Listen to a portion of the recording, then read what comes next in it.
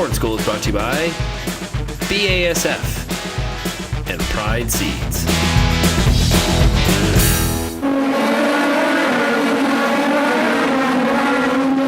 We're here at the Honda Indy in downtown Toronto with the grain farmers of Ontario, and I got to ask Nicole MacKellar here, what brings grain farmers to Toronto on a hot Sunday afternoon in a race car? Great question. This is actually our second year that we've been here at the Honda Indy, and really our why we're here is we felt it was a really great opportunity to connect with a consumer base that we don't always get the opportunity to talk to. And really for us, our main messaging here is all about ethanol and why ethanol is important not only to Ontario agriculture, why it's important to in the environment, and why it's important to everyday consumers as well. So we're here with our Growing Connections exhibit, really giving that message that even your gas is local. A lot of people don't understand that ethanol is made from Ontario corn. Now, Nicole, I don't know if a lot of people realize that farmers are in the fuel business. It's true. Farmers are actually huge players in the fuel business. So ethanol is actually the second largest market for Ontario corn. About 34% of our production goes into ethanol. And with our current provincial and federal mandates, 5% of fuel today that's sold in Ontario has a 5% ethanol mandate. So that means all of the vehicles that are on the road out there are being powered by Ontario corn, which is fantastic. We also have on the soybean side biodiesel, which a lot of Ontario soybeans are going into. So we really are major players within the fuel industry. And hopefully with the new government, that mandate to push it to 10% will keep pushing up there, because there's another opportunity potentially to add another up to 500 million liters of ethanol, right? Yeah, we're really hopeful. So under the previous Wynne government, there was the pass of the regulation to have a new 10% mandate in place by 2020.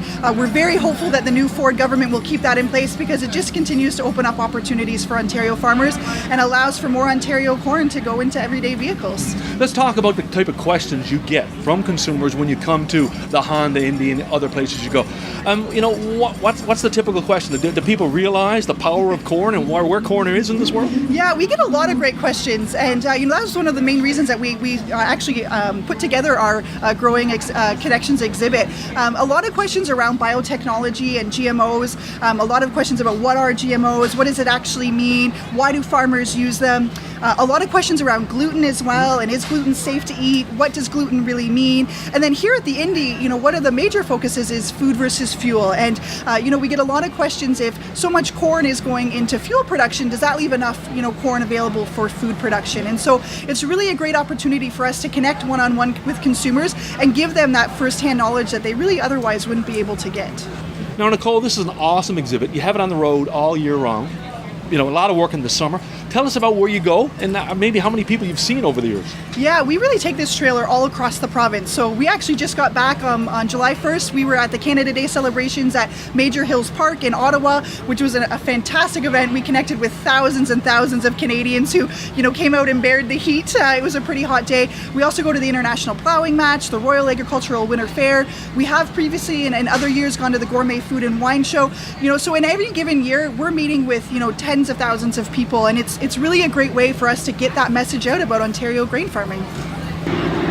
Now catching up with Justin Shepherd from GFO, and from a market development perspective, I want to talk about ethanol and the roar of these engines. Now, typical car will run on up to 10% ethanol. What are these cars running on, these Indy cars? So these Indy cars today are running on 85% ethanol, an exact blend of 85%. So when our normal cars, they run on 10%, they could be 0 some days, they could be 10 others. That's totally within the gasoline companies, how they blend it. Yeah. But today they're running on exactly 85% ethanol, and it's a great thing because it actually provides a higher octane, provides more power, and when they switched to these engines about 3 or 4 years ago, they actually had to make the engine smaller.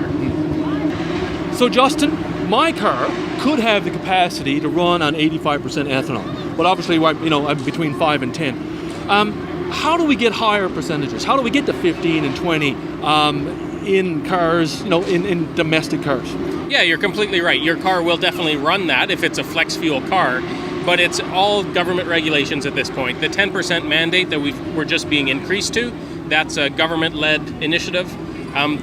Gasoline companies don't seem to be going higher than that level. So going forward, we need to see increased government support for biofuels, ethanol as well as biodiesel. But we could easily see E15 without too much of an effort. The United States is going through that right now. They're able to push E15 and get through the summer doing that. So over time, I think we can do it. We have the ethanol here, we have the corn. There's no reason why we can't. And what would that mean for Ontario corn growers? It would be a great thing. We've seen corn production increase in Ontario over the last 10 years. There's no reason for it to slow down. So the corn is there. We need some increased production. Increased production comes from new and expanded ethanol plants in the province. The existing plants, they are doing some capacity upgrades, which is a great thing. We love seeing that. We love working with them. But if we see more, whether it's a new plant built in Ontario, that's just going to be extremely beneficial to our farmers. And at the end of the day, in market development, that's what we're looking for. Now, we're at the Honda Indy. I've got to ask you the tough question, the big question. Who are you picking to win the race? Well, we have to go with the Canadian, James Hinchcliffe. Oh, good one, good one. Thanks for taking the time. Yeah, you're welcome. Thank you.